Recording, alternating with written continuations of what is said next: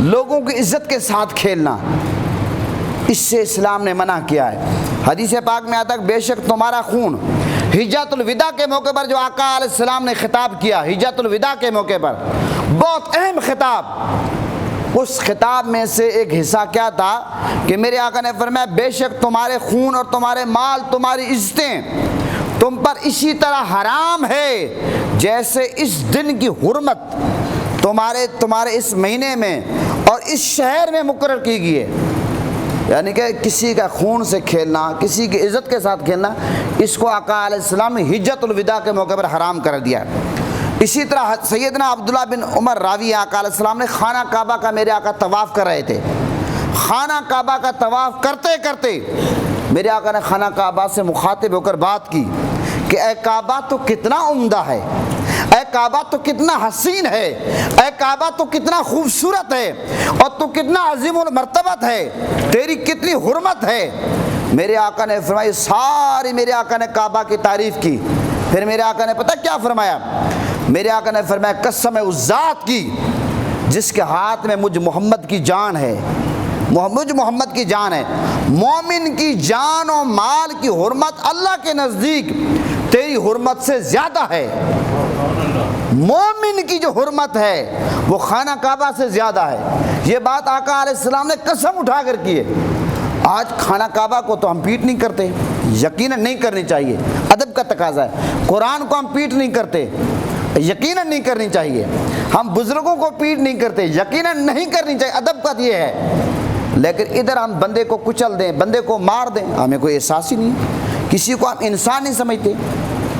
اور دوران احتجاج کسی کی جائیداد پر قبضہ کرنا، کسی کی دکان پر، کسی کی گاڑی پر، یہ ہمارے یہاں احتجاج کے دوران چھاپے مارے جاتے ہیں، لوگوں کے گھروں میں جا کر کچن سے جناب سٹرابری کھائی جا رہی ہے، کسی کے گھر سے چھاپا مارا بسکٹ کھائے جا رہے ہیں۔ لاکھ دی لعنت ہو تمہاری زندگی پر۔ یہ کوئی اسلام یہ طریقہ بتاتا ہے؟ فروٹ والوں کی ریڑیاں کھڑی ہوتی، غریب لوگ ہیں، جا کر کسی کو کیلے اٹھا لیے، کسی کا مالٹا اٹھا لیا، کسی کے سیب اٹھا لیے۔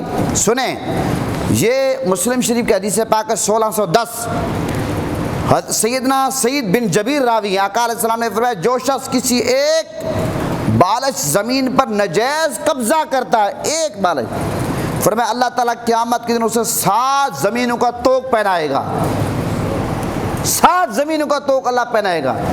ہمارے ہاں تو قبضہ تو لوگ پتہ نہیں کیا سمجھتے ہیں، مذہبی لوگوں کو ہم نے دیکھا کہ قبضہ کر کے مسجدیں بنا لیتی ہیں۔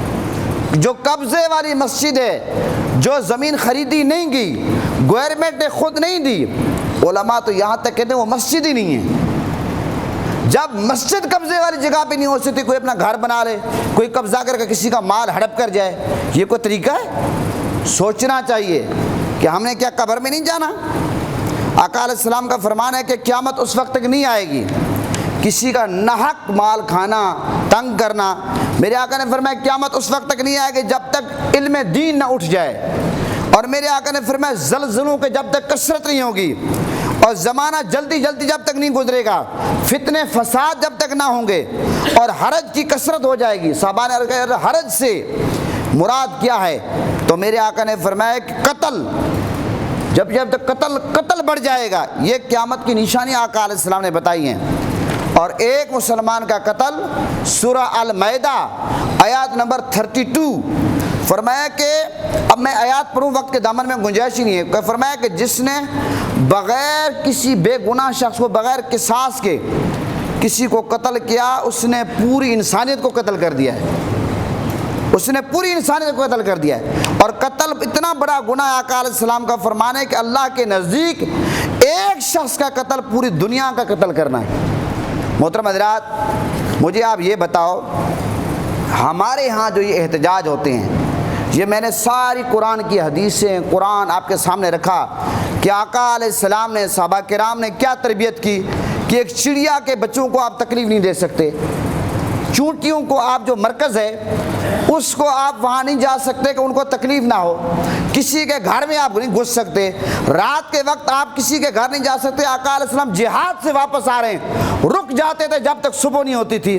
افسوس ہمارے ہاں جو احتجاج ہوتے ہیں، ایک بات میں واضح کر دینا چاہتا ہوں، وہ احتجاج سیاسی ہوں، وہ احتجاج مذہبی ہوں، وہ تاجروں کو ہوں، وہ وکلاء کے ہوں، وہ ججز کی ہوں، میں کسی ایک پارٹی کی بات نہیں کر رہا، سیاست سے بالاتر ہو کر بات کر رہا ہوں، وہ اپوزیشن کے ہوں یا حکومت کے ہوں، ہمارے ہاں جو لوگ احتجاج کرتے ہیں وہ بھول جاتے ہیں کہ احتجاج کا حق کیا ہے، احتجاج ریکارڈ کیسے کرانا ہے۔ احتجاج کا مقصد یہ ہوتا ہے کہ آپ جو ایوان بالا میں لوگ بیٹھے ہیں ان تک اپنی آواز پہنچائیں۔ اب سوال یہ پیدا ہوتا ہے کہ ہمارے ہاں یہ احتجاج جو پاکستان میں ہوتے ہیں، اس طرح کے احتجاج دنیا میں کم ملکوں میں ہوتے ہیں، اکا تکا ملکوں کو آپ لے لیں، اس طرح کے احتجاج نہیں ہوتے۔ سوال یہ پیدا ہوتا ہے کہ پاکستان میں اس طرح کے احتجاج کی ضرورت کیوں پیش آتی ہے؟ وہ مذہبی احتجاج ہو یا سیاسی ہو، کوئی بھی ہو، جب تک جلاؤ گھراؤ توڑ پھوڑ نہ ہو، لان تان گارم گلوچ چادر اور چار دیواری کا تقدس پامال نہ ہو، اس وقت تک لوگ کہتے ہیں احتجاج ہوا ہی نہیں ہے۔ دنیا بھر میں احتجاج ریکارڈ ہوتا ہے، گرین بیلٹ کے درمیان میں کھڑے ہو جاتے ہیں، ادھر سے گاڑیاں جا رہی ہیں ادھر سے جا رہی ہیں، احتجاج ریکارڈ ہو رہا ہے۔ ہمارے ہاں یہ احتجاج کا طریقہ کیوں ہے؟ یہ ایک سوال ہے، سنیں اس کا جواب۔ اس کی بنیادی وجہ یہ ہے، اگر کوئی بندہ لاکھ بندہ بھی لے کر آ جائے، کسی جگہ پر بیٹھ جائے سائڈ پہ، ہمارا میڈیا اس کو کوریج ہی نہیں دیتا۔ جب میڈیا کوریج نہیں دے گا، اس کا احتجاج ریکارڈ ہی نہیں ہوگا، تو اس کو آنے کا کوئی فائدہ ہے؟ اور جو بندہ خاموشی کے ساتھ احتجاج کرے، ہمارے معاشرے میں بدقسمتی سے اس کے ساتھ مذاکرات کرنے کے لیے کوئی جاتا ہی نہیں ہے جن سے وہ اپنی بات پہنچانا چاہتے ہیں۔ یہی وجہ ہے کہ آج ہمارا احتجاج جنگ کی صورت اختیار کر جاتا ہے۔ لہٰذا ہو حکومت ہو یا اپوزیشن ہو، عدلیہ ہو یا فوج ہو، یا جتنے بھی ہمارے ادارے ہیں، ان کو سر جوڑ کر بیٹھنا چاہیے۔ احتجاج کے لیے ہر شہر میں ایک جگہ مقرر کریں۔ اسلام اجازت دیتا ہے، حکمرانوں کے سامنے کلمہ حق آپ کہہ سکتے ہیں، احتجاج ریکارڈ کرا سکتے ہیں۔ میں نے حدیث پڑھی ہے کہ صحابی نے احتجاج کیا، حضور نے فرمایا گھر کا سامان گلی میں رکھ دو۔ جب لوگوں نے پوچھ کہ کیوں آپ نے سامان رکھا ہوا ہے، اس نے کہا میرا ہمسایہ تنگ کرتا ہے۔ وہ ہمسایہ کو احساس ہو گیا میری بےعزتی، اس نے جا کر اس بندے سے معافی مانگی۔ اور احتجاج بعض اوقات ایمانی تقاضا بن جاتا ہے، کوئی نبی کی توہین کرے احتجاج نہ کرے، یہ کیسے ممکن ہے؟ صحابہ کی توہین کرے، اہل بیت کی توہین کرے۔ لہٰذا سب سے بہتر آپشن یہ ہے کہ ایک پوائنٹ تمام پارٹیاں مل کر یہ طے کریں بھئی یہاں احتجاج کرنا ہے، اور یہ بات طے ہو کہ میڈیا اس کو کوریج دے، یہ بات طے ہو جس طرح ہلہ گلہ اور یہ جتنے بھی معاملات والوں کو سے جا کر مذاکرات کیے جاتے ہیں، اس طرح اگر پرامن کوئی احتجاج کرتا ہے اس کے ساتھ بھی مذاکرات کیے جائیں۔ جب یہ چیز ہوگی ہمارے ملک میں ختم ہو جائے گی یہ جو فساد فی الارض شروع ہو جاتا۔ لہٰذا میں اتنا کہنا چاہتا ہوں، ہمیں اداروں کی دشمنی نہیں کرنی چاہیے۔ اگر عدلیہ میں کوئی بندہ ایک جج ٹھیک نہ ہو، ساری عدلیہ کو ہم لپیٹ میں لے لیں، غلط ہے۔ فوج میں اگر کوئی ایک بندہ ٹھیک نہ ہو، پوری فوج کو لپیٹ میں لے لیں، غلط ہے۔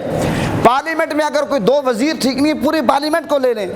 اسی طرح آپ ججز میں، وکلاء میں، علماء میں، تمام شعبہ جات میں۔ لہٰذا ہمیں ہوش کے ناخن لینے چاہیے، اداروں کو آپس میں نہیں لڑانا چاہیے، اس سے ہمارا ملک کمزور ہوگا۔ اس وقت سب سے ہمارا دشمن بڑا انڈیا ہے۔ انڈیا جشن منا رہا ہے کہ یہ آپس میں لڑ رہے ہیں۔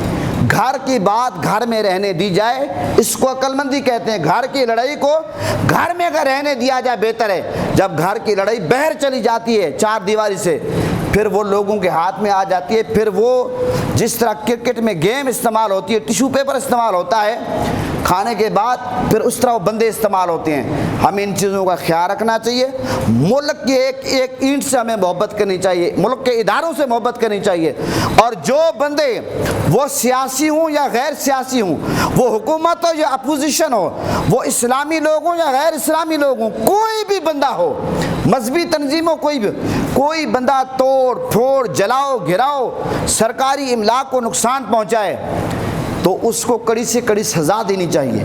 دنیا میں یہ ہونا چاہیے، وہ کسی بھی پارٹی کا معاملہ ہو۔ میں ممبر پہ بیٹھ کے کہہ رہا ہوں، کوئی بندہ اگر یہ سوچے کہ میں ایک پارٹی کے بارے میں کہہ رہا ہوں، میں سیاست سے بالاتر ہو کر بات کر رہا ہوں۔ مزدور بھی احتجاج کرتے ہیں، ججز بھی کرتے ہیں، وکلاء بھی کرتے ہیں، سیاسی یعنی کہ یہ جو ہمارے جو حکومت یہ کیا کہتے ہیں ملازمین احتجاج کرتے ہیں۔